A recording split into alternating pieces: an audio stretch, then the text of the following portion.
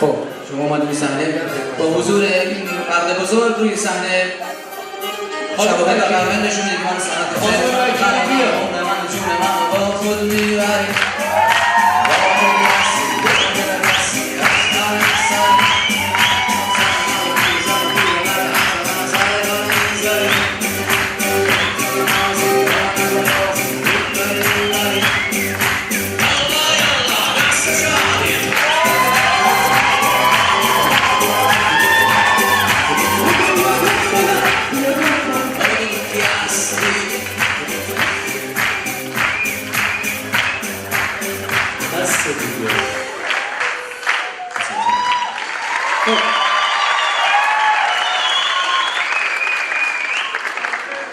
یه روز خاطره برام تعریف می‌کردم که روی صبحانه نشسته بودم دلم گرفته بود حوصله‌ام سر رفت گفتم یه زنگ بزنم با دوست دخترم بریم بیرون به چرخی بزنم بعد یادم اومد که دوست دختر ندارم زنگ زدم کنسلش کردم کی بریم کار بودم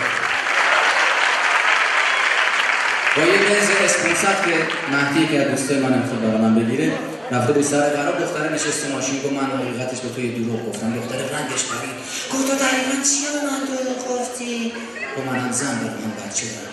قلبشو گرفت میگی فکر کردم میخوای بگی ماشین مال خودم نیست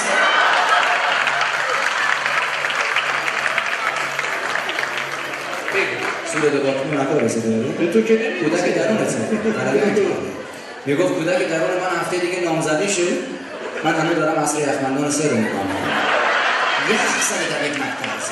حالا وکیلی بیا دیگه از رفقاش رفته بود عروسی میدونی کیو میگم که اسمشو نمیدونم بعد بهش میگفتم فلانی عروسی بودی چه خبر گفت بابا محسن دیشب اسم یه گل رو من گذاشته بودم گفتم منگل باید برقصه با کی میپره سوال شما از این از این همین میگه بگو زمین دیگه از رفقاش با این دختره آشنا شد چی باید اجازه بگیریم یه سر دیگه من دیگه بفرستم من خسته بودم از خود مردم اما خود مردم تا صبح مهمونن از کی اجازه بگیریم بگید پیش پرنده باشی پیش دلت بگیره اسیر دوست باشی آسمونه دنیای تو من خوشم نمیاد چیزی رو من دست میزنم یکی از دوستاش با یه دختره آشنا شد یکی از دوستاش با یه دختره آشنا شد یه دختره گفت اسم قشنگ شما چیه دختره گفت اسم من شم گل پروانه اسم منم حنانه اسم شما چیه بفرقشم گفت اسم منم خر گاف طویله اسم منم خلیله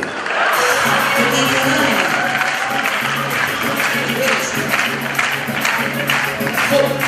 موافقی بابا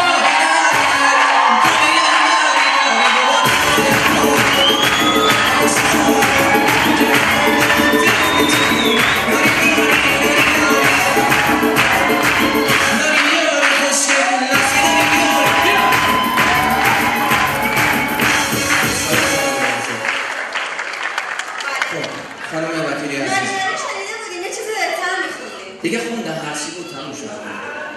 اونی که قسمتش ولش کرده گفتیم داستانه شما با من وایسا یه خونده فعلش گفتی عاشقت شدم نوریستم سوری آنتن نمیگه هر کاری بکنم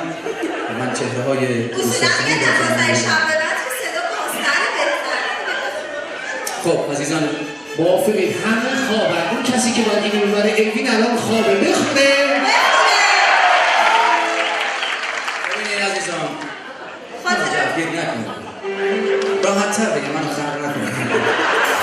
واقعا میگفت یه مادر 20 سال زحمت میکشه پسرشو مرد میکنه اون وقت یه دختر 20 دقیقه خرش میکنه انشاءالله که دستت برده باشین شبی بسیار عالی برای ما آرزو میکنم عید در همتون مبارک شب خوش اما خدا نگهدار رو میگم واسه زمانی که یه آدرس بدم